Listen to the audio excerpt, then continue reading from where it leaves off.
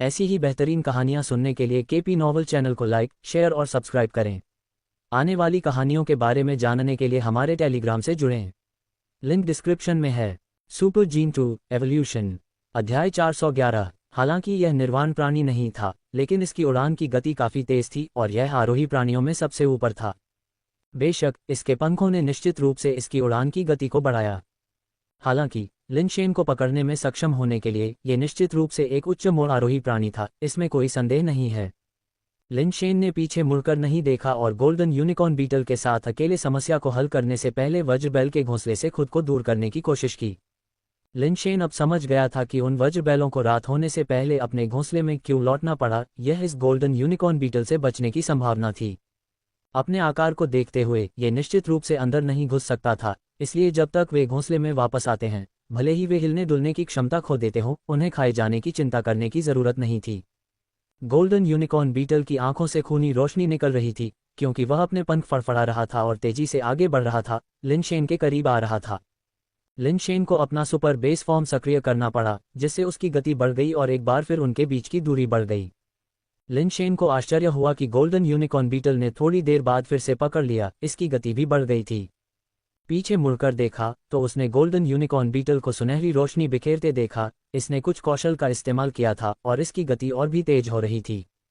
यह अनुमान लगाते हुए कि वह वज्रबैल के घोंसले से काफी दूर था, यहाँ लड़ाई का पता शायद नहीं चलेगा, इसलिए लिन शेन ने अब और भागने का फैसला नहीं किया और सीधे अपने इनहेरिटेंस फैन को बाहर निकाला।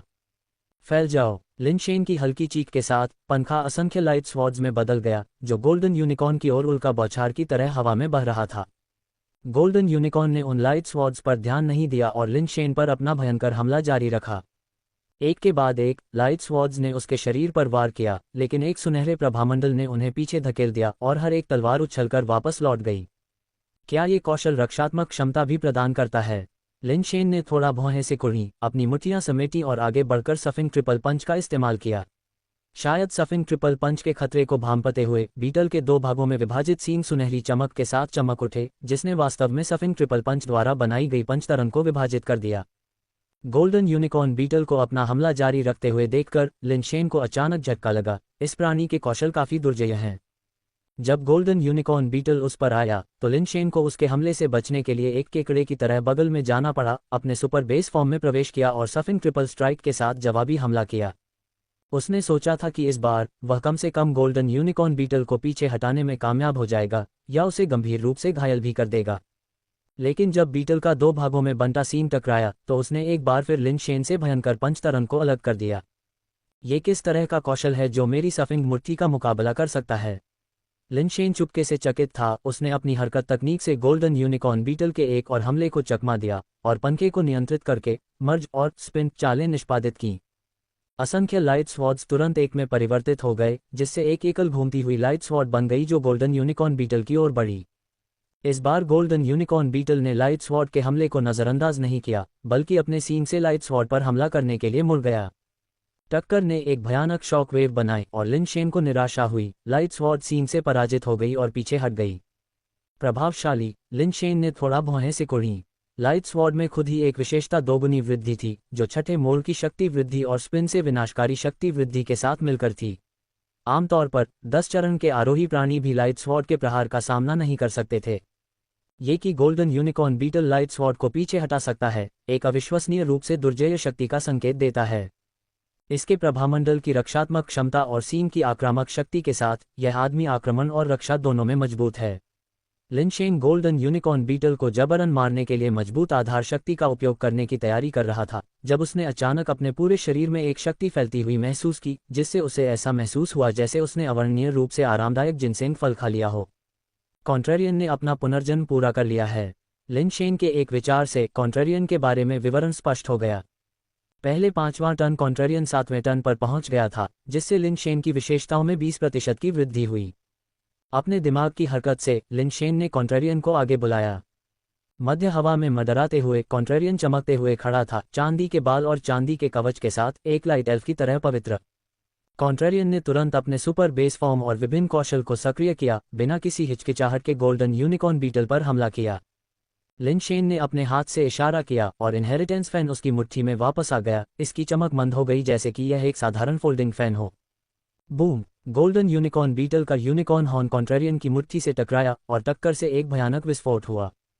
गोल्डन यूनिकॉर्न बीटल और कॉन्ट्रेरियन दोनों ही मारे गए। पीछे हटने पर भी न तो कोई बढ़त हासिल कर पाया, पूरी ताकत से लड़ने पर भी कॉन्ट्रेरियन बढ़त हासिल करने में असमर्थ रहा, जिसकी लिन शेन ने उम्मीद नहीं की थी।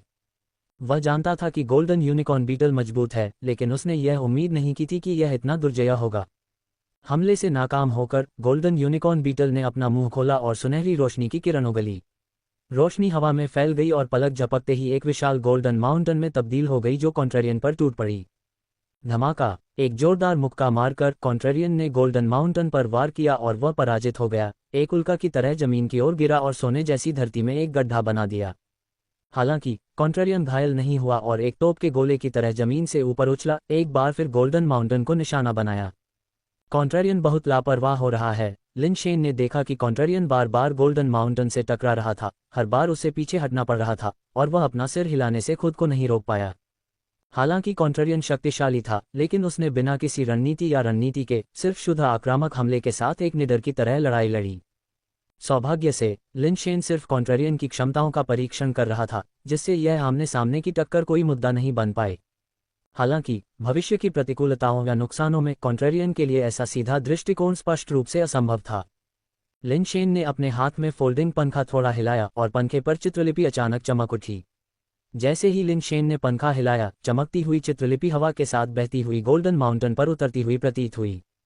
जैसे ही रहस्यमयी ग्लिफ गोल्डन माउंटेन पर गिरे, इसकी अपनी सुनहरी रोशनी अचानक मंद हो गई, जबकि रहस्यमयी शिलालेख चमकने लगे। गोल्डन माउंटेन के साथ एक और आमने सामने की टक्कर के साथ एक जोरदार विस्फोट हुआ और कॉन्ट्रेरियन की मुट्ठी ने पहाड़ के एक कोने को प्रभावशाली ढंग से चकनाचूर कर दिया। फैन डांस का छठा मूव शेकिंग, काफी प्रभावी परिणाम। लिन शेन का पहले से असहज मूड तुरंत चमक उठा। शेकिंग एक सहायक कौशल था जिसे वृद्धि प्रदान करने के लिए डिजाइन किया गया था। यद्यपि एक नकारात्मक प्रकार का नकारात्मक प्रभावों को देखते हुए वे वास्तव में दुर्जय थे। अपने जीवन आधार को क्षतिग्रस्त देखकर गोल्डन यूनिकॉर्न बीटल भागने के लिए मुड़ा। लिन शेन इसे भागने नहीं दे रहा था। उसने फिर से फोल्डिंग फैन को हिलाया, रहस्यमय ग्लिफ के निशान छोड़े जो गोल्डन यूनिकॉर्न बीटल पर उतरे।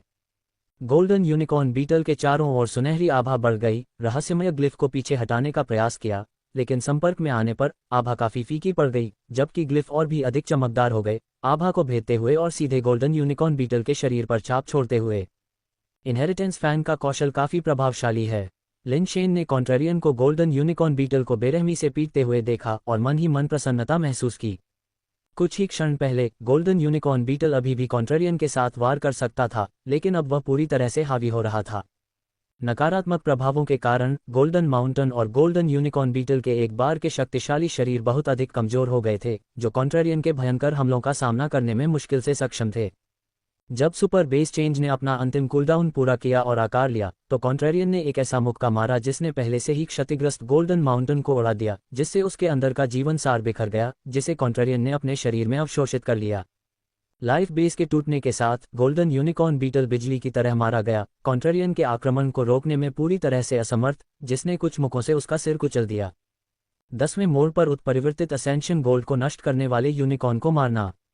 लिन शेन ने देखा जैसे ही कॉन्ट्रेरियन कणों में बदल गया और अपने शरीर में वापस चला गया, वैसे ही संकेत मिला। 10वें मोड़ के जीवन आधार की आध्यात्मिक शक्ति उसके अंदर प्रवेश कर गई थी, जिससे वह पुनर्जन्म की स्थिति में फिर से प्रवेश कर गई। तो ये 10वें मोड़ का उत्परिवर्तन था। कोई आश्चर्य नहीं कि इसे मारना इतना कठिन था। लिन शेन को पछतावा हुआ। वह देखना चाहता था कि गोल्डन माउंटेन में किस तरह की बेस टैलेंट है, लेकिन कॉन्ट्रेरियन ने बस इसे उड़ा दिया था। बिना किसी और विचार के उसने गोल्ड डिवोरिंग यूनिकॉर्न से असेंशन लिक्विड इकट्ठा करने के लिए अपना पानी का थैला निकाला। आखिरकार ये 10वें मोड़ का उत्परिवर्तित असेंशन लिक्विड था, जो बेस म्यूटेशन दर को बढ़ाने में अतुलनीय था। लिन शेन के शरीर के भीतर विकास सिद्धांत बेतहाशा भागता रहा, लेकिन उसके शरीर ने वापस लौटने का कोई संकेत नहीं दिखाया, जिससे वह कुछ चिंतित हो गया। अगर उसे अपना बाकी जीवन ऐसे ही बिताना पड़े, तो क्या ये बेहद निराशाजनक नहीं होगा? जैसे ही उसने असेंशन लिक्विड इकट्ठा किया, लिन शेन ने अचानक देखा कि गोल्ड डेवोरिंग यूनिकॉर्न का पेट थोड़ा सूजा हुआ था, जैसे कि वहां कुछ था। क्या ये हो सकता है कि इसने बहुत सारे वज्र बैल खा लिए हों और इसका पेट फूल गया हो? लिन शेन ने सोचा। उसने इसे छूने के लिए हाथ बढ़ाया, लेकिन यह निर्धारित नहीं कर सका कि यह क्या था। एक पल सोचने के बाद उसने पंखे को एक लाइट स्वॉर्ड में बदल दिया, गोल्डन यूनिकॉर्न बीटल के पेट को चीर दिया और चीरे से एक पालतू अंडा बाहर लुढ़का। पालतू अंडे। लिन शेन बहुत खुश था। यह एक 10वीं बारी उत्परिवर्तित असेंशन पालतू अंडा था। इससे निकलने वाला प्राणी कम से कम एक उत्परिवर्तित असेंशन होगा। गोल्ड डेवोरिंग यूनिकॉर्न के जन्मजात कौशल के बारे में सोचते हुए, जो काफी दुर्जेय थे, उसके साथ ऐसा पालतू जानवर होना एक मुख्य युद्ध पालतू या सवारी के रूप में काम कर सकता था। संगतता काफी मजबूत थी। अपने उज्ज्वल भविष्य के बारे में कल्पनाओं में खोया हुआ, खुद को गोल्ड डेवोरिंग यूनिकॉर्न पर सवार होकर एक शानदार प्रवेश करते हुए और सभी का ध्यान आकर्षित करते हुए कल्पना करते हुए, अचानक उसे अपने हाथ में हल्कापन महसूस हुआ। ओह चलो, तुम बेकार की चीज, इसे थूक दो। लिन शेन ने देखा कि फीजाई किसी तरह बैकपैक से बाहर निकल आया था और उसके हाथों से गोल्ड डेवोरिंग यूनिकॉर्न अंडा छीन लिया था और उसे निगल लिया था। लिन शेन ने एक हाथ से फीजाई की गर्दन पकड़ी और दूसरे हाथ से अपनी उंगलियों से उसके मुंह से पालतू अंडे को बाहर निकालने की कोशिश की, लेकिन बहुत देर हो चुकी थी। ये पहले ही उसके पेट में समा चुका था। तुम बेकार की चीज। लिन शेन की हताशा चरम पर थी। उसे फीजाई का गला घोंटने की इच्छा हो रही थी। दुर्भाग्य से, भले ही उसने उसका गला घोंट दिया हो, इससे कुछ भी नहीं बदलेगा, इसलिए उसने उसे जाने दिया, जिससे फीजाई जमीन पर गिर गई। जमीन पर गिरने से पहले फीजाई का शरीर अचानक एक तेज सफेद रोशनी में फट गया। प्रकाश के पतले धागे उसे घेर रहे थे, एक व्यक्ति की ऊंचाई के बराबर एक प्रकाश कोकून बना रहे थे, जिसने फीजाई के शरीर को पूरी तरह से घेर लिया था। अगले ही पल, लिन शेन ने प्रकाश कोकून के चारों ओर का स्थान स्पष्ट रूप से मुड़ता हुआ देखा, जिसमें मुड़े हुए स्थान से प्रकाश के अजीब और असाधारण रिबन निकल रहे थे। Cosmic rainbow light. Lin Shen हैरान और उत्साहित दोनों थे। उन्हें कभी उम्मीद नहीं थी कि फीजाई भी कॉस्मिक रेनबो लाइट को आकर्षित करेगी। इसकी स्थिति को देखते हुए ऐसा लग रहा था कि यह आरोहण से गुजर रहा है। हालांकि लिन शेन को जो पता था, उसके अनुसार आरोहण जीवन आधार के संघनन से शुरू होना चाहिए, तो इसने जीवन आधार को संघनित करने से पहले कॉस्मिक रेनबो लाइट को क्यों आकर्षित किया? नहीं, यह आरोहण नहीं है, ये निर्वाण है। लिन शेन ने देखा कि लाइट कोकून के ऊपर लपटें भयंकर रूप से जलने लगी थीं। चारों ओर से कॉस्मिक रेनबो लाइट अंदर खींची जा रही थी, मानो वह लपटों के लिए ईंधन बन गई हो, आग में समा गई, जो लगातार तीव्र होती जा रही थी। लिन शेन लपटों के पास खड़ा था, लेकिन उसे कोई असामान्य तापमान महसूस नहीं हुआ, न ही वह समझ पाया कि ये लपटें किस तरह की थीं। अगर यह निर्वाण है, तो इसके लिए निर्वाण अंडे की आवश्यकता होगी। बस 10वें मोड़ का उत्परिवर्तित आरोहण अंडा। निर्वाण को ट्रिगर करना संभव नहीं होना चाहिए। लिन शेन ने जटिल भाव के साथ उग्र सफेद लपटों में लिपटे लाइट कोकून को देखा। उसके दिमाग में कई विचार कौंध रहे थे, ये निर्धारित करने में असमर्थ कि क्या ये वास्तव में निर्वाण था। फेइज़ाई ने बिना किसी प्रतिक्रिया के इतने सारे पालतू अंडे खाए थे, कभी भी विकास का संकेत नहीं दिखाया था, और फिर भी इसके पहले विकास ने ऐसा बनाया तमाशा। सैद्धांतिक रूप से कहें तो, एक बार जब ब्रह्मांडीय इंद्रधनुषी प्रकाश प्रकट होता है, तो इसे शून्य में फैल जाना चाहिए, जिससे पूरा ब्रह्मांड इसके अस्तित्व को देख सके। हालांकि फीजाई द्वारा आकर्षित ब्रह्मांडीय इंद्रधनुषी प्रकाश पूरी तरह से लपटों में समा गया, आग के लिए ईंधन बन गया, और स्वाभाविक रूप से ये शून्य में फैल नहीं सका। जैसे जैसे ब्रह्मांडीय इंद्रधनुषी प्रकाश प्रवाहित हुआ, सफेद लपटें धीरे धीरे चमकदार प्रकाश की लपटों में बदल गईं और अधिक से अधिक भयंकर रूप से जलने लगीं, लगभग एक फटते ज्वालामुखी की तरह। फेइज़ाई के विकास के साथ किसी भी समस्या को रोकने के लिए लिन शेन को प्रकाश की लपटों को छूने से बचने के लिए पीछे हटना पड़ा। फीजाई का विकास तमाशा अधिक से अधिक शानदार होता गया, लेकिन सिकुड़ी हुई अवस्था में यह भयानक लग रहा था। फिर भी वास्तव में ये सिर्फ एक छोटा सा अग्निढेर था। लेकिन ये छोटा सा अग्निढेर अधिक चमकीला और ऊंचा जलता हुआ, और धीरे धीरे वास्तव में ऐसा लग रहा था जैसे प्रकाश की लपटें आकाश को भेद रही हों, रंगों के बहुरूपदर्शक के साथ आधे ग्रह को रोशन कर रही हों। हालांकि सूरज उग चुका था, लेकिन उसकी चमक की तुलना प्रकाश की लपटों से करना मुश्किल था। लिन शेन हताश होकर बार बार पीछे की ओर उड़े, खुद को प्रकाश की लपटों में फंसने नहीं दिया। फेइज़ाई वास्तव में चीजों को हिला रहा है। लिन शेन ने आसमान तक पहुंचने वाली प्रकाश की लपटों को देखा, जो बादलों को तोड़कर आसमान में बादलों को बिखेर रही थीं। दूर से यह आकाश को भेदती रोशनी के एक चमकदार पहाड़ जैसा लग रहा था। सभी ब्रह्मांडीय इंद्रधनुषी प्रकाश इसमें समाहित हो गए थे, जो लगातार प्रकाश के पहाड़ में योगदान दे रहे थे। अचानक आसमान में एक स्पष्ट चहचहाहट गूंज उठी। प्रकाश के पहाड़ के भीतर से बर्फ सफेद चमक उठी, जो सीधे शून्य में जा रही थी। एक बर्फ सफेद प्रकाश पक्षी की आकृति में बदल गई, जो शून्य में घूमते हुए फीनिक्स की चीख निकाल रही थी, जो पूरे ब्रह्मांड में गूंज रही थी। वह फीनिक्स की चीख अंतहीन रूप से जारी रही, मानो वह कभी बंद ही न हो। लिन शेन ने उस आवाज को सुना। शून्य में सफेद पक्षी की आकृति को देखते हुए उसकी अभिव्यक्ति कुछ अजीब सी हो गई। यह कोई कबूतर नहीं था, ये स्पष्ट रूप से एक सफेद फीनिक्स था। इसके लंबे पंख और पीछे की ओर लटकती हुई पूंछ की लौ कबूतर से बिल्कुल भी मेल नहीं खाती थी। उस पल सफेद पक्षी की आकृति शून्य में फैल गई, जिसे ब्रह्मांड के हर कोने में दर्शकों ने देखा। फीनिक्स की आवाज सुनकर सभी आश्चर्यचकित हो गए।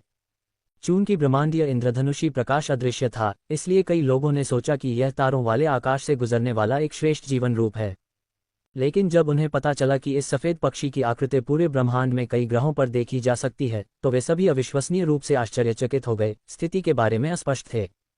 सफ़ेद फीनिक्स के बारे में कई अविश्वसनीय किंवदंतियां प्रसारित होने लगी। कुछ ने कहा कि सफ़ेद फीनिक्स ने अमर स्थिति प्राप्त करने के लिए निर्वाण को तोड़ दिया, जिसने उसे ब्रह्मांड में अपनी आकृति प्रकट करने की अनुमति दी। दूसरों ने कहा कि जन्मजात अमर श्वेत फीनिक्स ने अपने जन्म से ब्रह्मांड को इतना प्रभावित किया कि उसका सिलहुट पूरे तारों वाले आकाश में फैल गया।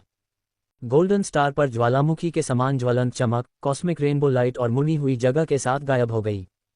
तारों वाले आकाश में फीनिक्स सिलहुट भी मंद हो गया और इसकी रोशनी के खत्म होने के बाद एक सफ़ेद कबूतर उभरा और आकाश से नीचे उड़ता हुआ लिनशेन की फैली हुई हथेली में पूरी तरह से उतरा। लिनशेन ने फेई ज़ाई को गोद में लिया, उसे बाएं से दाएं तक निरीक्षण किया। प्राणी पहले जैसा ही लग रहा था, बिना किसी स्पष्ट बदलाव के। फेई ज़ाई, आप वास्तव में किस स्तर के हैं? लिनशेन ने फेई ज़ाई को देखते हुए पूछा। फेई ज़ाई ने ऐसा अभिनय किया जैसे कि वह लिनशेन द्वारा कहे जा रहे एक भी शब्द को समझ नहीं पा रहा था और बस अपना छोटा सा सिर लिनशेन की हथेली पर रख दिया। हम फिर से यही करतब दिखा रहे हैं। क्यूट अभिनय मुझ पर काम नहीं करेगा। तुम जाओ और कुछ राक्षसों को मार डालो। हम मुफ्तखोरों को नहीं रखते, यहाँ तक कि बेकार पक्षियों को भी नहीं। लिनशेन ने फेई ज़ाई को उठाते हुए और वज्रबैल की मांद की ओर बढ़ते हुए कहा। दूर से उसने एक वज्रबैल को देखा और फेई ज़ाई को उसकी ओर फेंक दिया।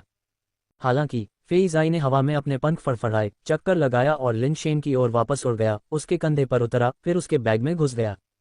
आह, मैंने इतनी आलसी चीज को क्यों पाला? लिनशेन ने उदास होकर कहा। फिर भी उसने सोचा कि अगर वह कर सकता है तो वह लड़ाई और स्तर बढ़ाने से भी बचेगा, इसके बजाय सब कुछ खरीदना पसंद करेगा। फेई ज़ाई को दोष देना मुश्किल था। ये जानते हुए कि प्राणी में ताकत है, लिनशेन ने फैसला किया कि अगर फेई ज़ाई ने भविष्य की परेशानियों में कोई प्रयास नहीं किया तो वह इसे मांस बम की तरह फेंक देगा। कॉन्ट्रेरियन ने स्पिरिट बेस को पचाना और पुनर्जन्म देना जारी रखा।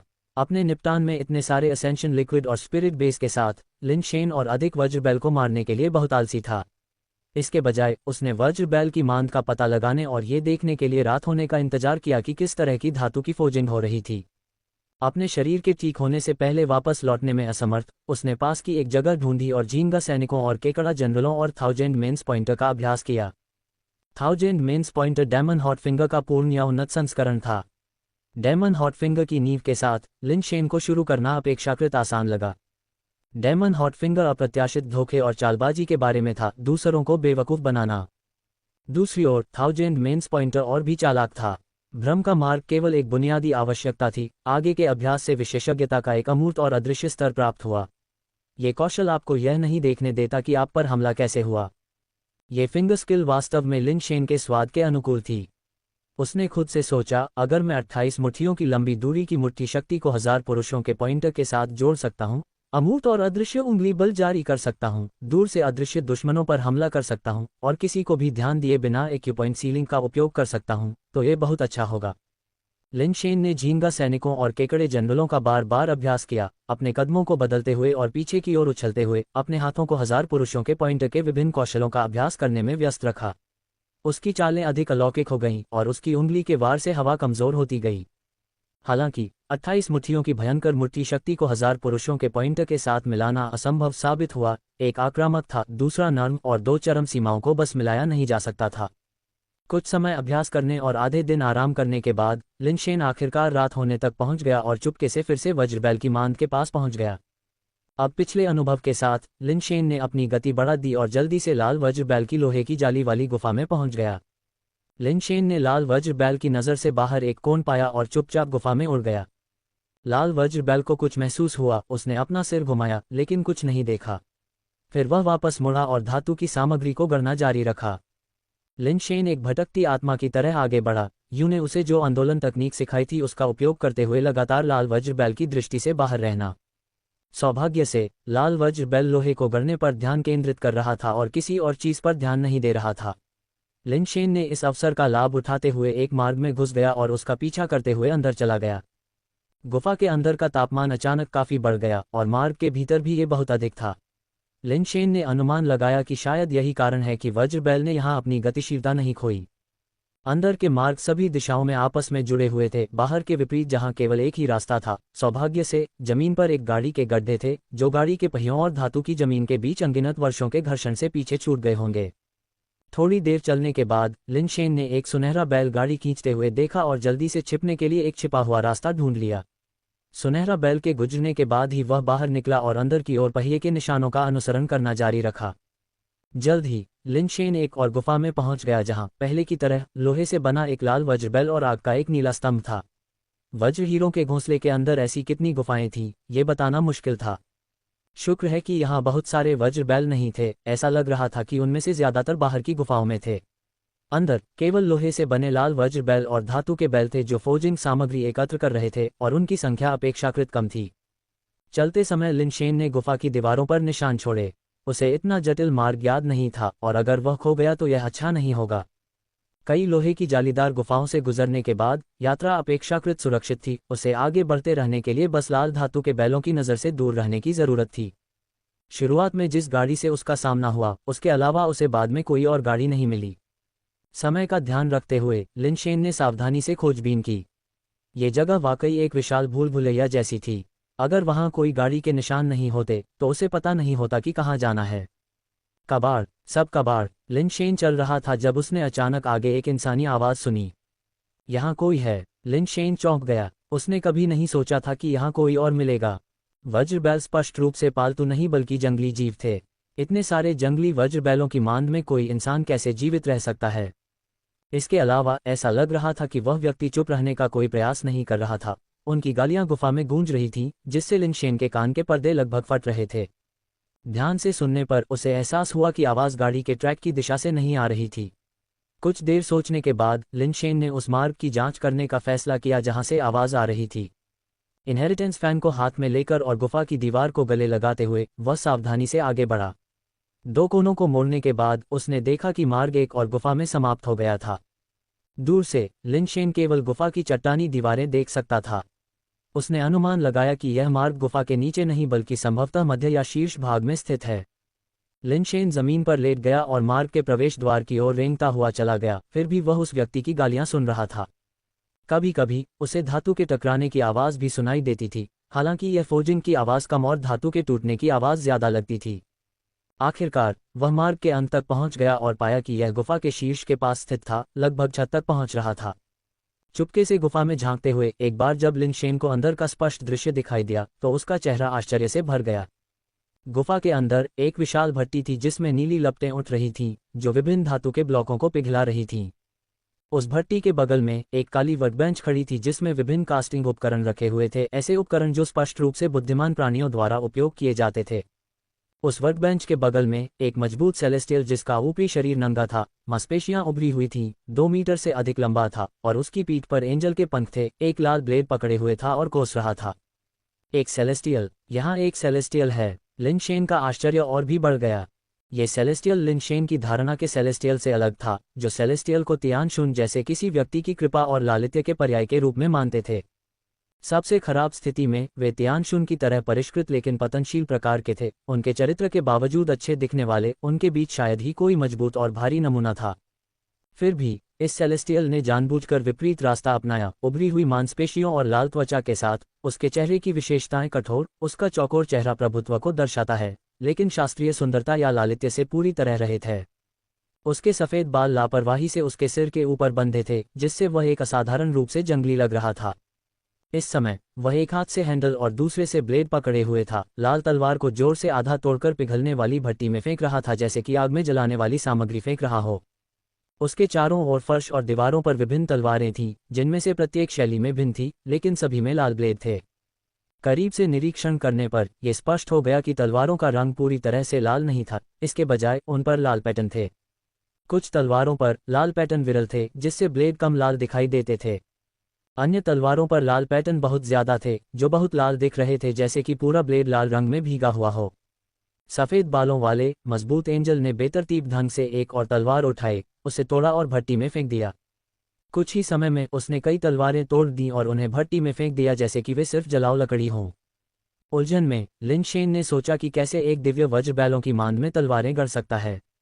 वह यहाँ कैसे जीवित रह रहा था? सोचते सोचते उसने अचानक नीचे एक गाड़ी को खींचे जाने की आवाज़ सुनी। इसके तुरंत बाद लाल वज्र बैलों द्वारा संसाधित सामग्री से भरी एक गाड़ी नीचे के मार्ग से गुफा में प्रवेश कर गई और दिव्य के सामने रुक गई।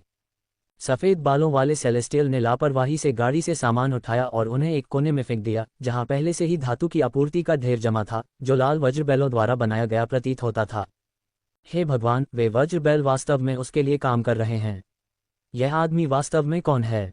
लिन शेन के माथे पर प्रश्न चिन्ह लगे हुए थे। सामग्री ले जाने के बाद गाड़ी खींचने वाला गोल्डन बुल गुफा से चला गया। सफ़ेद बालों वाले सेलेस्टियल ने बड़ी चिमटियों की एक जोड़ी पकड़ी और भट्टी से एक चमकता हुआ सुनहरा लाल धातु का ब्लॉक निकाला, उसे निहाई पर रखा और फिर हथौड़ा लिया और धातु को जोर से पीटना शुरू कर दिया। थोड़ी देर में धातु का ब्लॉक उसके हथौड़े से तलवार के खाली टुकड़े का आकार ले लिया। सफ़ेद बालों वाले सेलेस्टियल ने तलवार के खाली टुकड़े को पास के एक तालाब में फेंक दिया, जिससे सफ़ेद भाप का विस्फोट हुआ, जिसने तुरंत गुफा को भर दिया। कचरा, सब कचरा। जैसे ही भाप साफ हुई, लिन शेन ने सफ़ेद बालों वाले सेलेस्टियल को तलवार के खाली टुकड़े की जांच करते देखा। किसी कारण से क्रोधित प्रतीत होते हुए उसने जोर से शाप दिया, फिर खाली टुकड़े को आधा तोड़ दिया और उसे वापस भट्टी में फेंक दिया। ऐसा क्यों हो रहा है? रक्त पैटर्न वाले सोने के सार को परिष्कृत करने की विधि सही है। तह तकनीक का उपयोग किया जाता है। फोर्जिंग भी दोषरहित है। शमन प्राचीन पद्धति का पालन करता है। मैं एक सच्चा 10 दिशा भूत देवता वध ब्लेड क्यों नहीं बना सकता? मैं कहाँ गलत हो गया? सफ़ेद बालों वाला सेलेस्टियल एक धातु के ब्लॉक पर उदास होकर बैठा था, अपने बालों को पकड़ रहा था और पागलों की तरह खुद से बड़बड़ा रहा था। जब तक वह पागलपन के करीब नहीं पहुंच गया, तब तक खुद से बात करते हुए सफ़ेद बालों वाले सेलेस्टियल ने लापरवाही से अपने बगल में एक चाकू पकड़ा और पास की धातु की सामग्री को बेतहाशा काट दिया, अपने दिल में निराशा को बाहर निकाला। लिन शेन को नहीं पता था कि लाल वज्र बैल द्वारा गढ़ी गई वे सामग्री कितनी कठोर थी, लेकिन उसके पास बिना गढ़ी धातु के कुछ टुकड़े थे। उन धातु के टुकड़ों की कठोरता ऐसी थी कि light sword form inheritance fan के साथ मिलकर भी उन पर केवल निशान छोड़ सकता था और उन्हें काटने में बहुत प्रयास करना पड़ता था। लाल वज्र बैल द्वारा गढ़ी गई इन सामग्रियों की ताकत में काफ़ी वृद्धि हुई होगी, लेकिन यह अज्ञात था कि वे कितनी दृढ़ थीं। फिर भी सफ़ेद बालों वाले सेलेस्टियल के हाथ में लाल चाकू के झटकों के तहत वे धातु की सामग्री टोफू की तरह थी, जो सीधे चिकने समान कट के साथ टुकड़ों में कट रही थी। क्या कमाल का चाकू है! लिन शेन ने मुंह खोले देखा। उस चाकू की विनाशकारी शक्ति का मतलब शायद ये था कि 10वीं बारी के जीवन आधार को भी इससे मुकाबला करना मुश्किल होगा, इसे आसानी से काटा भी जा सकता है। हालांकि ऐसा अद्भुत चाकू सफ़ेद बालों वाले सेलेस्टियल की नज़र में बेकार कचरे जैसा लग रहा था। कुछ बार काटने और अपनी ज़्यादातर हताशा को बाहर निकालने के बाद उसने चाकू को अपने हाथ से तोड़ दिया और उसे भट्टी में फेंक दिया। लिन शेन ने कुछ दिल दुखाते हुए देखा, इतना अच्छा चाकू बस ऐसे ही नष्ट हो गया। अगर इसे बेचा जाता तो निश्चित रूप से इसकी कीमत आसमान छूती, शायद आर्कहेल की तलवार के मूल्य से ज़्यादा नहीं। आर्कहेल की तलवार हालांकि शक्तिशाली थी, लेकिन 10वीं बारी के जीवन आधार को आसानी से काटने की संभावना नहीं थी। पत्थर की गुफा में जितने भी चाकू हैं वे सभी ऐसे नहीं हो सकते, है न? अगर वे सभी ऐसे हैं तो इन चाकुओं की कीमत कितनी होगी? अगर मैं इन चाकुओं को ले जा सकता हूं और उन्हें बेच सकता हूं, तो सेलेस्टियल मास्टर इंस्टीट्यूट का बकाया पैसा चुकाया जा सकता है न? लिन शेन ने अपने मन में उन चाकुओं के मूल्य का अनुमान लगाया। बेशक ये सिर्फ एक विचार था। ये कहने का मतलब यह नहीं है कि चाकू उसके लेने के लिए नहीं थे, उसके लिए उन्हें छीनने के बारे में सोचना भी असंभव था। भले ही ये चाकू उसके होते, लेकिन वह अपनी निजी संपत्ति का उपयोग सेलेस्टियल मास्टर इंस्टीट्यूट में घाटे को पूरा करने के लिए नहीं करता, जब तक कि वह पागल न हो जाए। इतनी बड़ी दौलत के साथ सेलेस्टियल मास्टर इंस्टीट्यूट का डीन बनने की क्या ज़रूरत थी? संसाधनों के लिए सिर्फ चाकुओं को बेचना शायद निर्वाण के शिखर तक पहुंचने के लिए पर्याप्त से ज़्यादा होगा, शायद उच्च स्तरों को भी चुनौती दे सकता है। सफ़ेद बालों वाले सेलेस्टियल की बात सुनकर ये सभी चाकू अस्वीकृत होने चाहिए। अगर अस्वीकृत पहले से ही इतने शक्तिशाली हैं, तो असली चीज़ कितनी आश्चर्यजनक होगी अगर वह वास्तव में एक बनाने में सफल हो जाए। ठीक है, उसने जो चाकू बनाने की कोशिश की थी उसका नाम क्या था? मुझे अब याद आया, ऐसा लग रहा था कि इसका नाम कुछ इस तरह था, 10 directions ghost God slaying blade. इतने अजीब नाम के साथ ये किस तरह का चाकू हो सकता है? और मुझे ये भी नहीं पता कि आप कैसे बताएंगे कि यह सफलतापूर्वक जाली है। लिन शेन ने मन ही मन सोचा। सफ़ेद बालों वाले सेलेस्टियल ने भट्टी के तल पर एक ढक्कन खोला और धातु जो पिघलकर तरल बन गई थी, एक चौकोर छेद से बाहर निकलकर उसके नीचे एक पत्थर के गड्ढे में चली गई, धीरे धीरे ठंडी होकर एक सपाट आयताकार धातु के ब्लॉक में बदल गई। उसी प्रक्रिया को दोहराते हुए सेलेस्टियल ने जल्द ही 1 दर्जन से अधिक पत्थर के गड्ढों को धातु के तरल से भर दिया और धातु के ब्लॉक ठंडे होने पर आकार लेते गए। धातु के ब्लॉकों को हटाने के बाद उसने आश्चर्यजनक रूप से उनमें से 10 का चयन किया, उन्हें एक साथ रखा और दबाया और उन्हें भट्टी के हीटिंग पोर्ट में फोर्जिंग के लिए डाल दिया। धातु को सुनहरे लाल रंग में फोर्ज किया गया, फिर वर्कबेंच पर हथौड़े से ठोकने के लिए बाहर निकाला गया। उसने 10 ब्लॉकों को एक लंबे आयत में ठोक दिया, उन्हें फिर से 10 टुकड़ों में काट दिया, उन्हें एक बार फिर से एक साथ रखा और दबाया, उन्हें हीटिंग पोर्ट में गर्म किया और फिर उन्हें और अधिक ठोकने के लिए बाहर निकाला। लिन शेन ने देखा कि कैसे धातु के ब्लॉकों ने एक लंबे आयताकार में ठोक दिया, उन्हें फिर से 10 टुकड़ों में काट दिया, उन्हें एक साथ ठोक दिया और दबाया, उन्हें हीटिंग पोर्ट में गर्म किया और फिर उन्हें और अधिक ठोकने के लिए बाहर निकाला। धातु पर खून के पैटर्न भारी और सघन होते गए, जब तक कि धातु का लगभग पूरा ब्लॉक खून लाल रंग का नहीं हो गया। तभी सफ़ेद बालों वाले सेलेस्टियल ने इसे फिर से गर्म किया और इसे चाकू के ब्लेड में ढालना शुरू किया। ब्लेड ब्रून ने धीरे धीरे आकार लिया, पतला लेकिन तीखा, संकीर्ण और थोड़ा घुमावदार, बेहद प्रभावशाली लग रहा था। हालांकि अभी तक तीखा या पॉलिश नहीं किया गया था, लेकिन कोई भी इसकी क्रूरता को पहले से ही महसूस कर सकता था। सफ़ेद बालों वाले सेलेस्टियल ने गर्म ब्लेड ब्रून को पास के पूल में डुबोया, जिससे तुरंत भाप निकलने लगी और गुफा एक बार फिर से भर गई। जब ब्लेड ब्रून को पूल से उठाया गया तो एक अजीब दृश्य सामने आया। ब्लेड ब्रून में जान आ गई, उस पर हथौड़े के निशान अपने आप ही चिकने हो गए। एक बार खुरदरा ब्लेड जल्दी ही एक दर्पण की तरह चमकदार हो गया, सिवाय इसके कि उस पर अंकित रक्त लाल पैटर्न और भी अधिक ज्वलंत हो गए। ब्लेड किनारे के ऊपर खून की एक मोती की तरह खूनी रोशनी की एक लकीर ब्लेड के किनारे पर बह रही थी। जहां भी खूनी रोशनी गुजरती थी, पहले बिना धार वाले ब्लेड ब्रून में स्वाभाविक रूप से एक धार विकसित हो जाती थी। इसकी ठंडी चमक रीढ़ को झकझोर देती थी। क्या ये तलवार जीवित हो गई है? लिन शेन ने देखा, अचंभित, उसने पहले कभी इस तरह से तलवार गढ़ते हुए नहीं देखा था। खूनी चाकू की धार खत्म होने के बाद सफ़ेद बालों वाले सेलेस्टियल ने उसे कुछ बार लापरवाही से घुमाया। ब्लेड ने सामग्री को छुआ तक नहीं, लेकिन ब्लेड की नोक से प्रकाश की एक झिलमिलाहट ने अविश्वसनीय रूप से कठोर सामग्री को टोफू को काटने की तरह आसानी से चीर दिया, जिससे कटी हुई सतह दर्पण की तरह चिकनी हो गई। मेरे बेस म्यूटेशन स्तर पर अगर मेरे पास ऐसा ब्लेड होता तो मेरे साथियों के बीच कौन मेरा मुकाबला कर सकता था? एस्केंडर्स को नीचे गिराना कोई मुश्किल काम नहीं होता। ये ब्लेड, इसे जाली माना जाना चाहिए, है ना? लिन शेन ने खुद से सोचा। लेकिन सफ़ेद बालों वाले सेलेस्टियल ने ब्लेड को लापरवाही से जमीन पर फेंक दिया और शाप देते हुए कहा, कचरा, कचरे का एक और टुकड़ा, कचरा, सब कचरा। हे भगवान, ऐसी तलवार भी कचरा है? वह किस तरह की तलवार बनाने की कोशिश कर रहा है? लिन शेन चौंक गया। दूसरे की नज़र में कचरा उसकी नज़र में एक बेजोड़ दिव्य ब्लेड था। फिर उसे लगा कि यह कुछ समझ में आता है। ये सफ़ेद बालों वाला दिव्य इतने सारे संशोधित वज्र बैलों को नियंत्रित कर सकता था। यह एक साधारण व्यक्ति का काम कैसे हो सकता है? वह एक देवता जैसा था, और स्वाभाविक रूप से एक देवता जो तलवार बनाना चाहता था वह एक नश्वर की कल्पना से परे होगी। 10 दिशाओं का भूत देवता वध करने वाला ब्लेड, वह किस तरह की तलवार होगी? हालांकि लिन शेन देखते रहने के लिए उत्सुक था। उसने भोर होने तक का समय गणना किया, यह महसूस करते हुए कि इसमें बहुत कुछ नहीं बचा है और उसे इस जगह से निकलने में समय लगेगा। लिन शेन चुपचाप मुड़ा, जाने की तैयारी कर रहा था।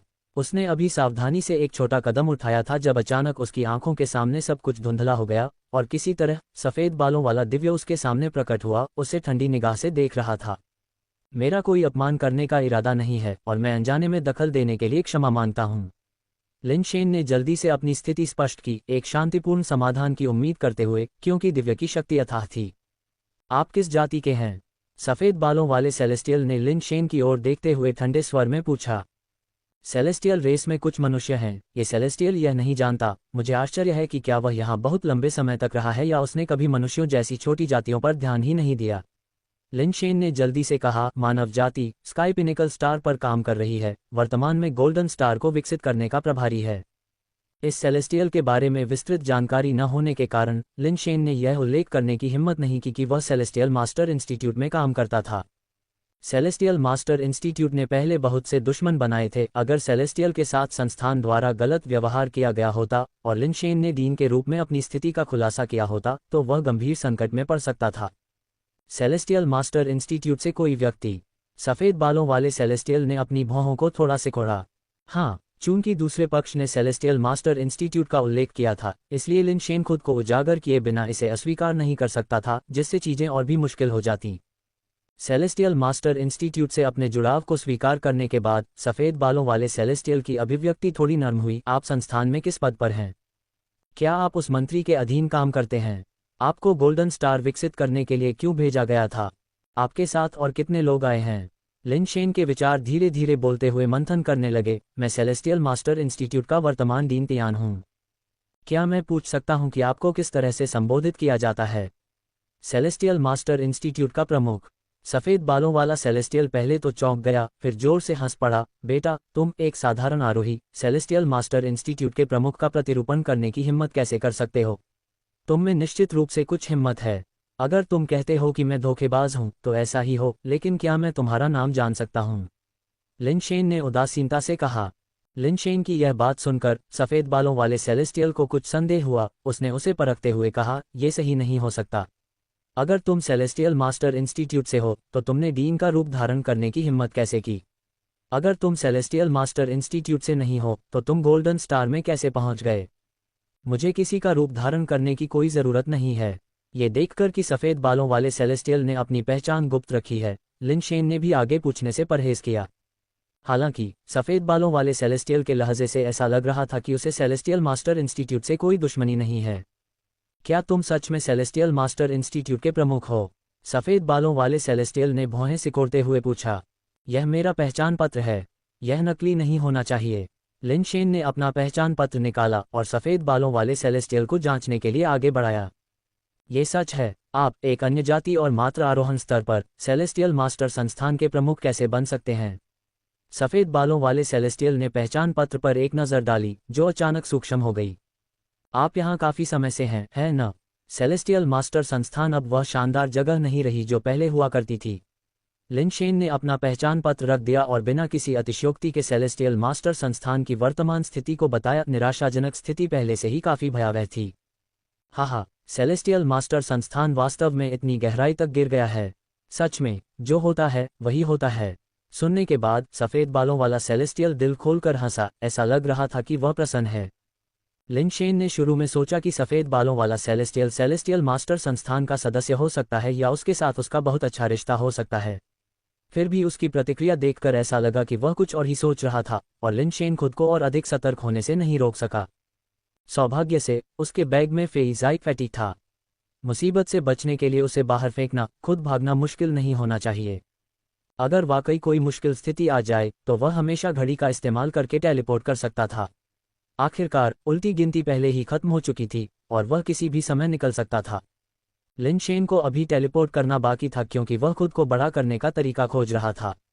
अब हालांकि उसे बढ़ने का कोई तरीका नहीं मिला था। अगर उसकी जान वाकई खतरे में थी, तो उसके पास वापस टेलीपोर्ट करने के अलावा कोई विकल्प नहीं था। तुम यहाँ से टेलीपोर्ट नहीं कर सकते, खुद को मेहनत से बचाओ।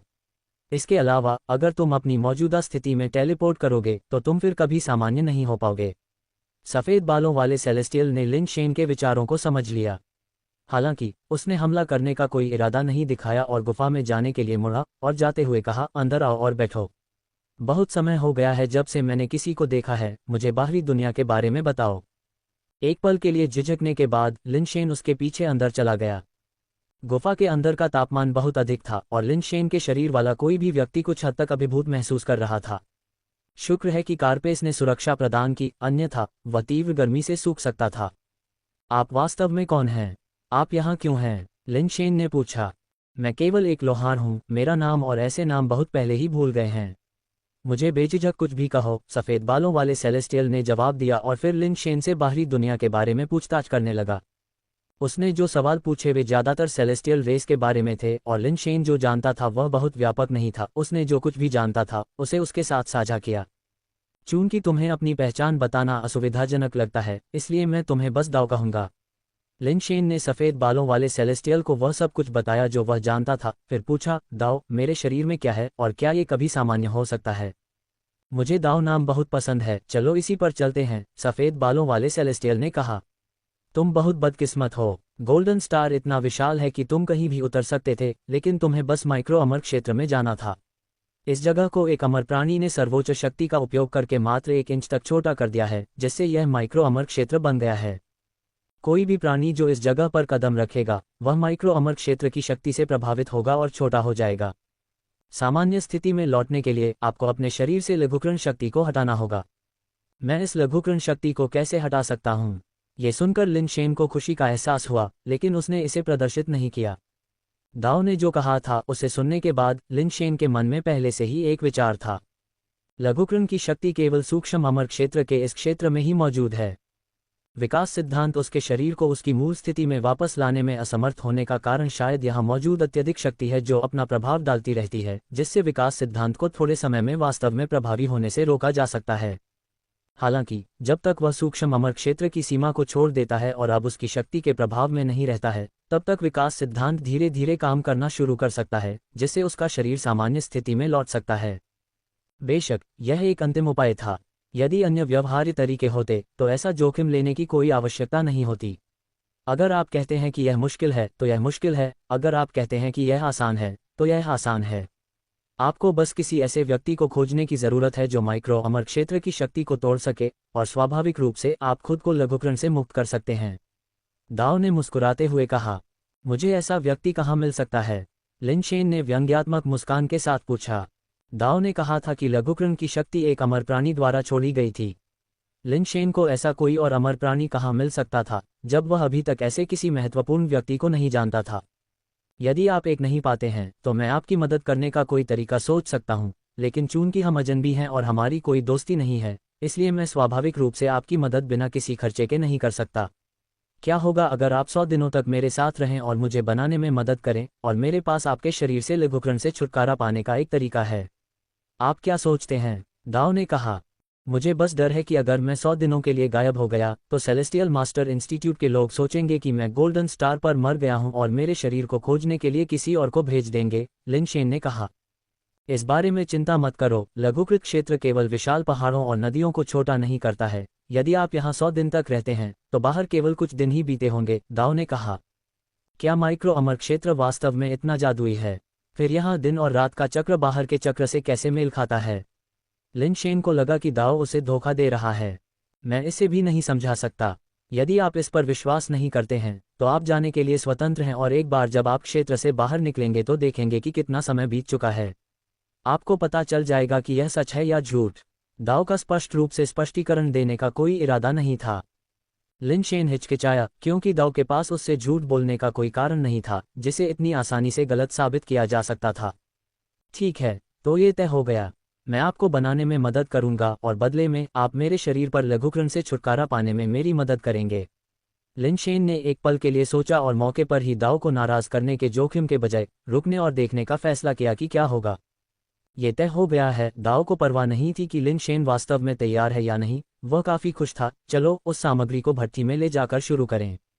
दाओ ने अपने बगल में वज्र बैल की लाल रंग की सामग्री की ओर इशारा किया और फिर भट्ठी के गलाने वाले बंदरगाह की ओर इशारा किया। भट्ठी अत्यधिक कार्यात्मक थी, धातुओं को पिघलाने और फोजिंग के लिए धातुओं को गर्म करने दोनों में सक्षम थी। दाओ चाहता था कि वह पहले सामग्री को भट्ठी में ले जाए, जिसका मतलब था कि धातु भ्रूण को निकालने के लिए उन्हें पिघलाना और परिष्कृत करना। तभी सामग्री को फोज किया जा सकता था और अंत में एक तलवार बनाई जा सकती थी। लिन शेन ने मूल रूप से सोचा था कि लाल धातु के बैल द्वारा फोज की गई सामग्री केवल मोटे तौर पर परिष्कृत होगी और बहुत भारी नहीं होगी। हालांकि जब उसने दाओ द्वारा काटे गए पदार्थ के टुकड़े को पकड़ने के लिए हाथ बढ़ाया तो उसने कुछ प्रयास किया, लेकिन उसे उठा नहीं सका। यह इतना भारी कैसे हो सकता है? लिन शेन ने आश्चर्य से सोचा और अधिक ताकत लगाने के लिए दौड़ा। तभी वह आधी कटी हुई सामग्री को उठा पाया और उसे भट्टी में डालने के लिए कुछ श्रमसाध्य तरीके से आगे बढ़ा। हालांकि उसने सुपर बेस फॉर्म का उपयोग नहीं किया था, फिर भी उसका वजन काफी चौंकाने वाला था।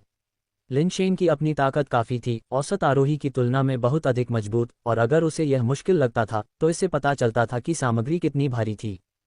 कौशल का उपयोग न करते हुए भी उसे हिलाने में सक्षम होना, एक आरोही के लिए इतनी ताकत होना वास्तव में थोड़ा प्रभावशाली है।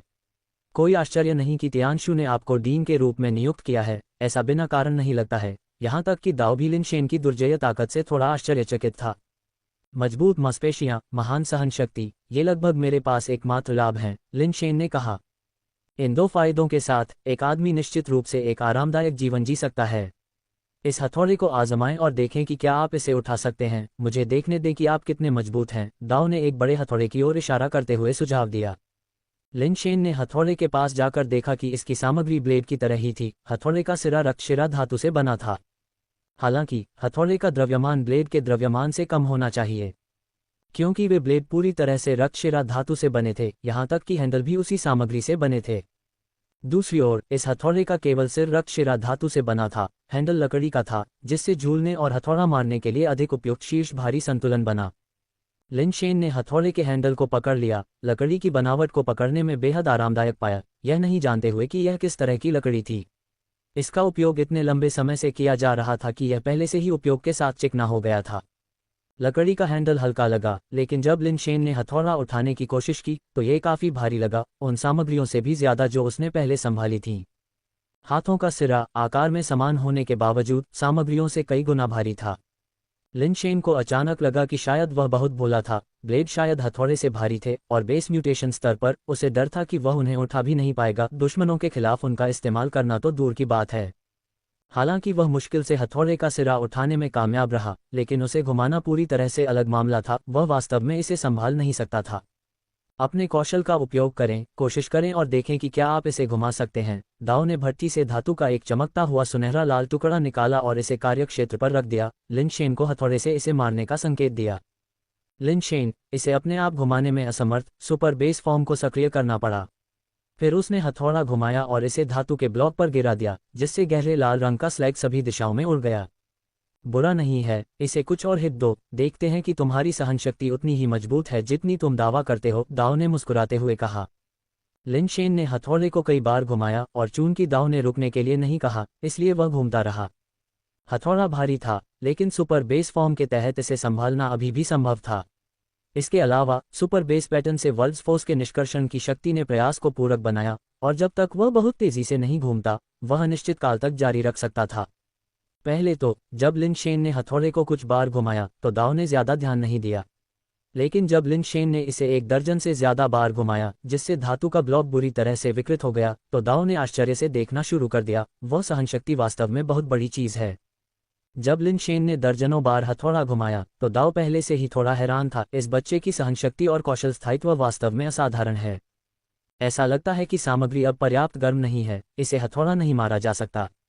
लिन शेन रुक गया और दाओ ने सोचा कि वह अब और नहीं टिक सकता, लेकिन लिन शेन ने ये कहा। दाओ लिन शेन को हथौड़ा घुमाते हुए देखने में इतना केंद्रित था कि उसने ध्यान नहीं दिया कि धातु काफी ठंडी हो गई थी, अब पर्याप्त लाल नहीं थी और प्रभावी रूप से फोर्ज करने के लिए बहुत ठंडी हो गई थी। लिन शेन ने जिस सामग्री को हथौड़ा मारा था वह समान थी, शायद इसे फिर से पिघलाने और फिर से फोर्ज करने की आवश्यकता थी। बुरा नहीं, वास्तव में बुरा नहीं है, लेकिन आप हथौड़ा बिल्कुल गलत तरीके से घुमा रहे हैं। आपको इसे इस तरह घुमाना चाहिए। दाओ ने हथौड़ा लिया, प्रदर्शन के लिए धातु का एक और गर्म टुकड़ा रखा और लिन शेन को दिखाया कि कैसे हथौड़ा घुमाना है, कैसे बल लगाना है और ताकत और सटीकता को कैसे नियंत्रित करना है। लिन शेन ने कई बार कोशिश की लेकिन हमेशा महत्वपूर्ण बिंदु से चूक गए। हालांकि दाओ का गुस्सा उग्र था, लेकिन उसने अपना आपा नहीं खोया, बल्कि वास्तव में बहुत धैर्यवान था, जिससे लिन शेन को कोशिश जारी रखने दी। बेशक ऐसा नहीं था कि दाओ का गुस्सा अचानक सुधर गया था, बल्कि इसलिए कि उसने देखा था कि लिन शेन की सहनशक्ति उसकी कल्पना से कहीं ज्यादा मजबूत थी। दाओ की आंखें अंधी नहीं थीं, बेशक वह देख सकता था कि लिन शेन का कवच इतने लंबे समय से बिना रुके उस कौशल अवस्था में बना हुआ था।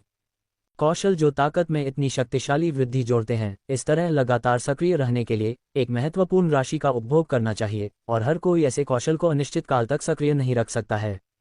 दाओ खुद लिन शेन की तरह आरोही स्तर पर रहते हुए इस तरह के कौशल को लगातार सक्रिय नहीं रख सकते थे।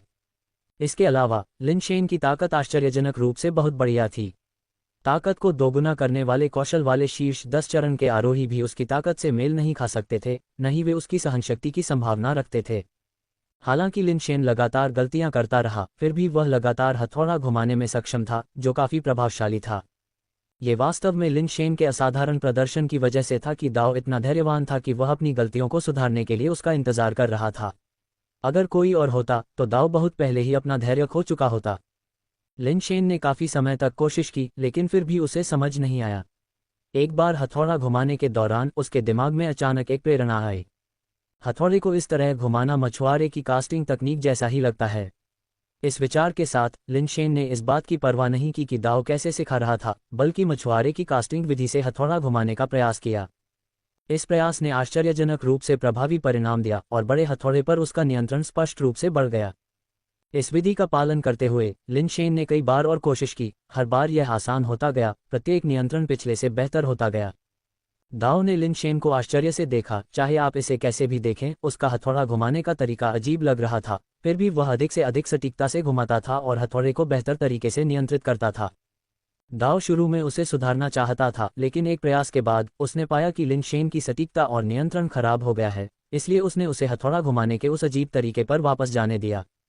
मैं अपने आधे जीवन से लोहा गढ़ रहा हूं और मैंने कई लोगों को हथौड़ा घुमाते देखा है, लेकिन मैंने कभी किसी को आपके जैसे हथौड़ा घुमाते नहीं देखा, दाओ ने एक अजीब भाव के साथ कहा।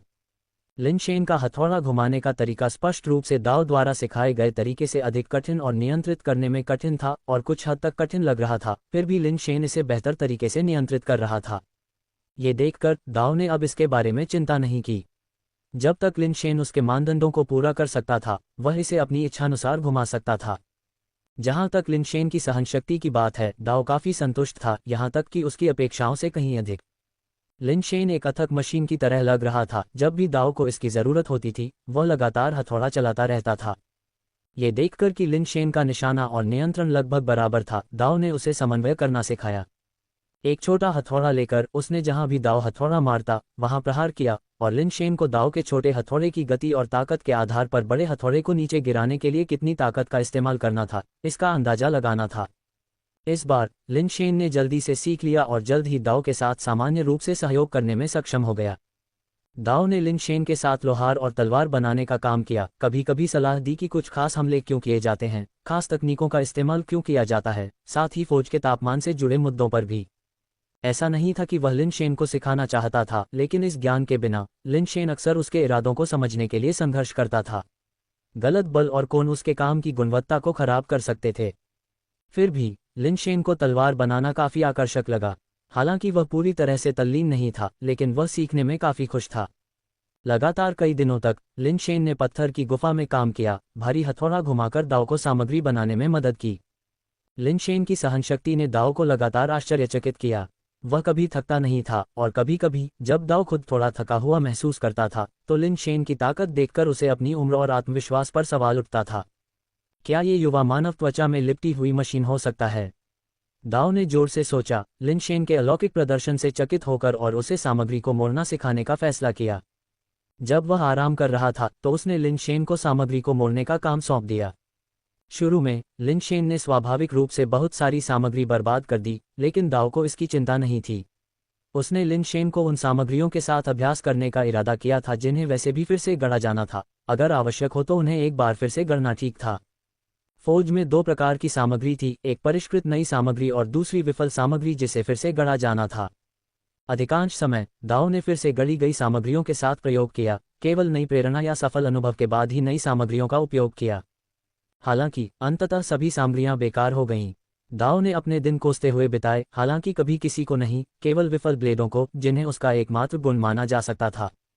समय के साथ लिन शेन को समझ में आया कि दाव द्वारा बेकार समझे जाने वाले ब्लेड को क्यों रखा गया और उन्हें फिर से क्यों नहीं बनाया गया।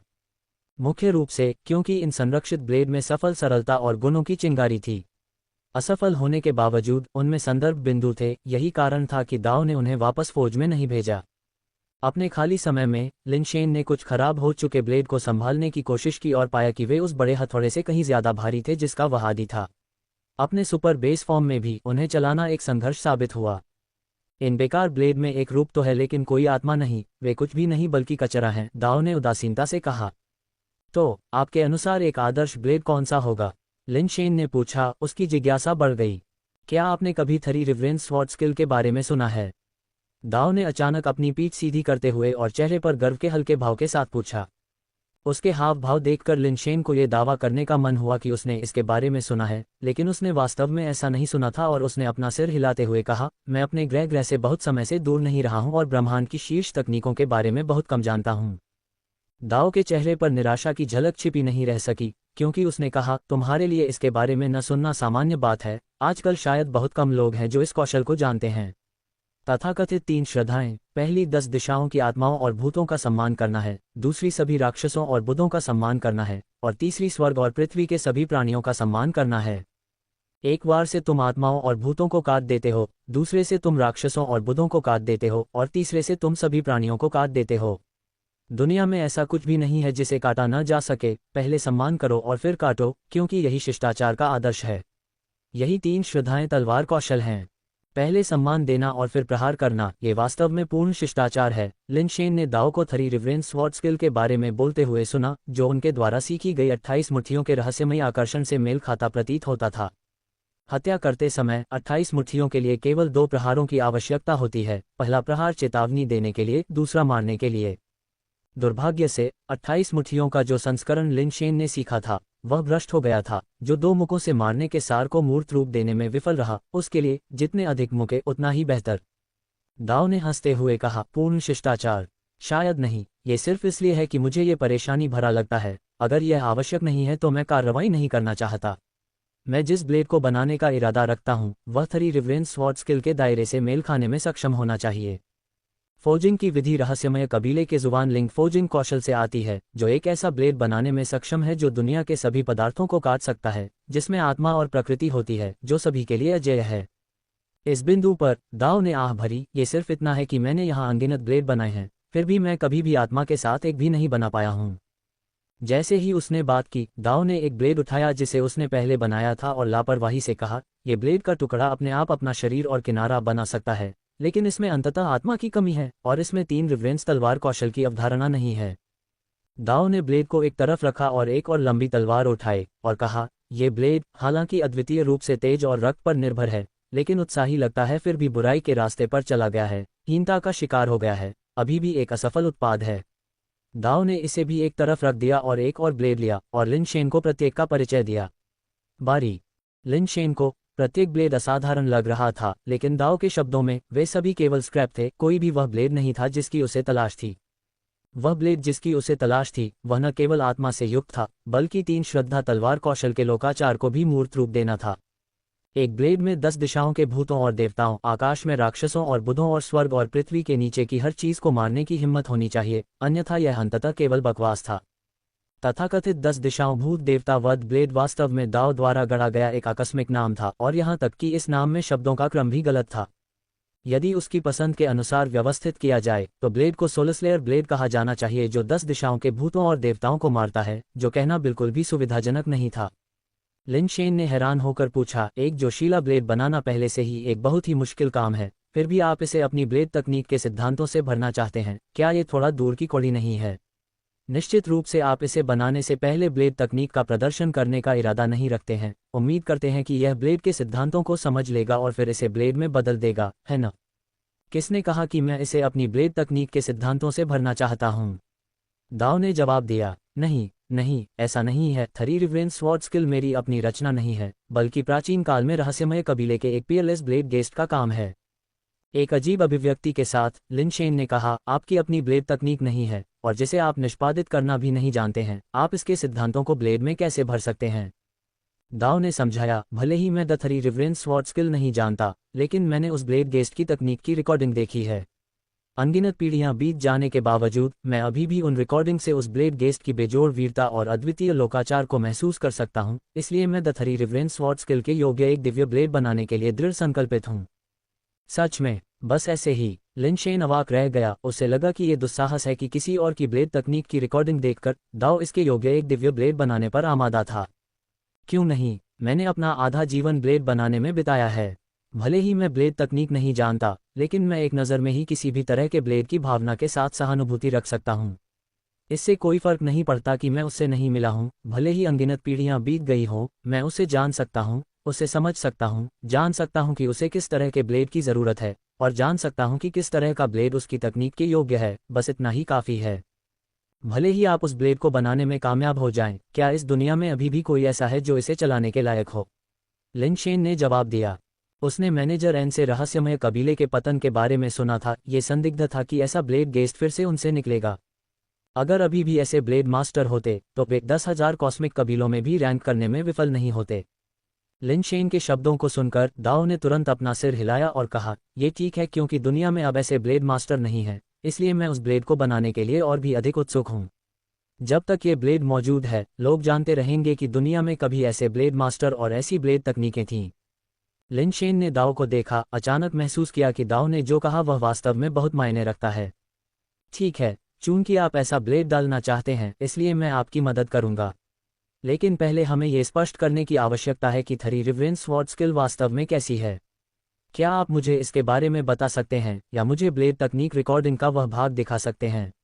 लिन शेन ने कहा, यह रिकॉर्डिंग कुछ ऐसी थी जो मुझे संयोग से मिली। यह कोई रिकॉर्डिंग नहीं थी जो बनाई गई थी, बल्कि यह एक भयानक महान युद्ध के दौरान एक ब्लेड मास्टर की ब्लेड इंटेंट थी।